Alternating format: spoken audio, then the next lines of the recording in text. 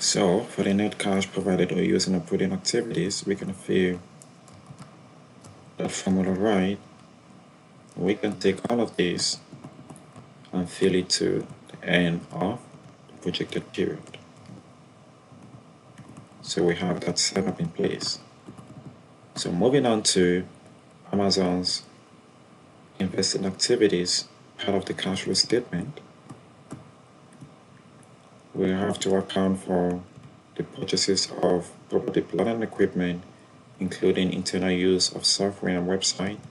So Amazon's cash that is being generated from operations will be used to finance its investing activities and financing activities. So in this case, we have an assumption here that is going to be based on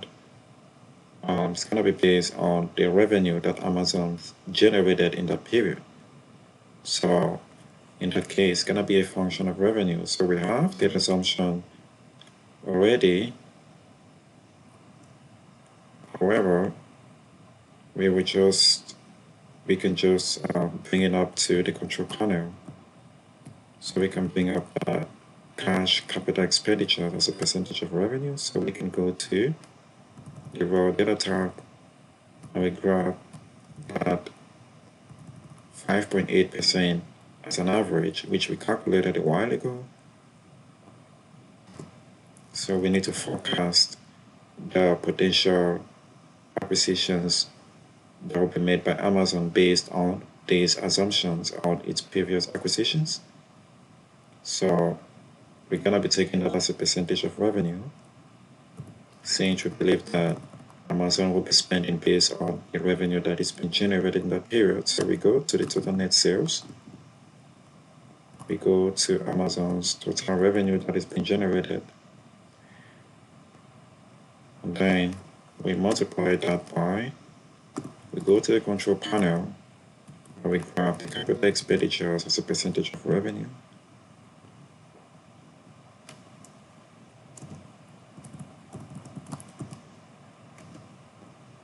So we have that in place that we can switch the sign, since we want all of the cash outflows in our cash flow statement to appear as negative numbers. You can switch the sign and fill that right to the end of the projected period. So we have that in place there. So for the net cash provided or used in investing activities, we can also fill this formula right to the end of the projected period. So having that set up, now we are ready to forecast the financing activities on Amazon's cash flow statement. So we have here the proceeds of repayments from long-term debt, which we're going to be bringing this later on when we are done with the supporting schedules, Amazon's debt schedule. We also have the principal repayments of finance leases. We're going to be bringing in that number when we are done with the finance lease section of the supporting schedule. We also have any proceeds from issuing equity common stock. This is going to come from when we are done with projecting, when we are done with the supporting schedules for Amazon funding shortfall, if in case Amazon will need to raise capital as a result of that. If there will be any proceeds from issuing equity, we will have that amount pulling up here. So we're going to be having that number when we are done forecasting supporting schedules, and we will bring in that assumption here if it's true, if Amazon in case has any funding shortfall. So for now, we can fill the net cash provided or used in the financing activities. We can fill that formula right.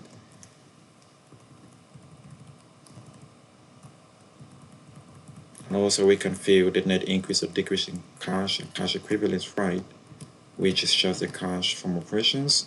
We deduct any cash used in investing activities and any cash that will be used or provided by financing activities. we also have the assumption year for. We also have here, we have now the cash and cash equivalents and restricted cash at the end of the period. So it's going to be a classical calculation.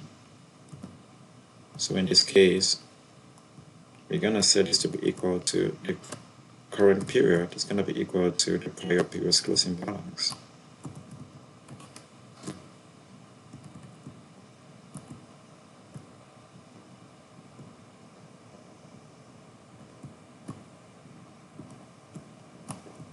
So the current period is going to be equal to the prior period's closing balance.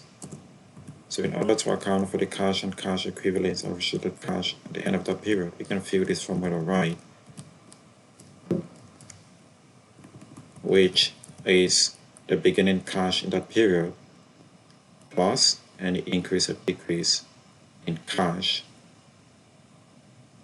and cash equivalents. So as you can see, for now, we have been able to model Amazon's three statements: the cash flow, the balance sheet, and the income statement. However, we have other line items here that we need to fill when we get done with the supporting schedules. So we have here the operating lease expense. We also have the interest income and interest expense, which we're going to be filling in later on when we are done with the supporting schedules. We have here the property, plant, and equipment balance, which we're going to be bringing in later on when we are done with Amazon's PPIE schedule. We also have here the operating lease